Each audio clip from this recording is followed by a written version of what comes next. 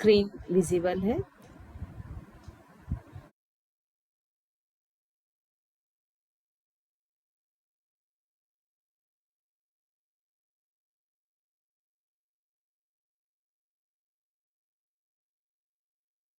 कल जब हमने लेक्चर लिया था तो उसमें हमने देखे थे फॉरवर्ड बेंडिंग आसन्स देखे थे और उनकी एनाटॉमी देखी थी।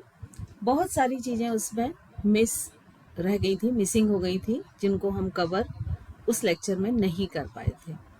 आज मैं आपको बैकवर्ड बेंडिंग आसन बता रहे हैं कि कैसे आप बैकवर्ड बेंडिंग जो आसन होते हैं उनकी फाइनल पोजीशन को सही ढंग से ला सकते हैं, बैकवर्ड बेंडिंग की स्ट्रेंथ को कैसे बढ़ा सकते हैं और कैसे उन आसन की फाइनल पोजीशन को परफेक्शन के साथ प्रेजेंट कर सकते हैं। तो चूंकि बैकवर्ड आसन जो होते हैं, बैकवर्ड बेंडिंग आसन और फॉरवर्ड बेंडिंग आसन, ये एक दूसरे के लिए काउंटर पोजेस होते हैं। यदि हमने बैकवर्ड बेंडिंग आसन किए हैं तो उसके लिए काउंटर पोज फॉरवर्ड बेंडिंग आसन हो जाता है, और यदि हमने फॉरवर्ड बेंडिंग आसन किए हैं तो उसके लिए काउंटर पोज बैकवर्ड बेंडिंग आसन हो जाता है।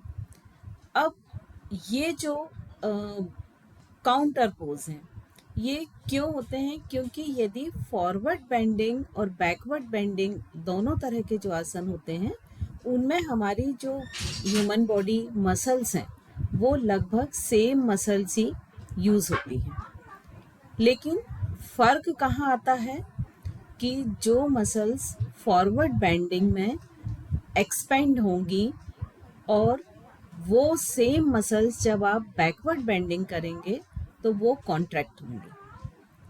तो जो मसल्स वही यूज़ होती हैं, लेकिन उनकी पोजीशन में उनके फैलने और सिकुड़ने दोनों में चेंजेस आ जाते हैं कि एक आसन में जो मसल्स फैल रही हैं तो जब आप उसका काउंटर पोज करेंगे तो वही मसल्स सिकुड़ेंगी।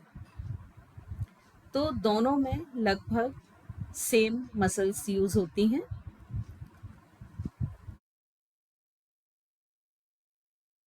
अब सबसे पहले हम देखते हैं कि एक्चुअल फॉरवर्ड बेंडिंग है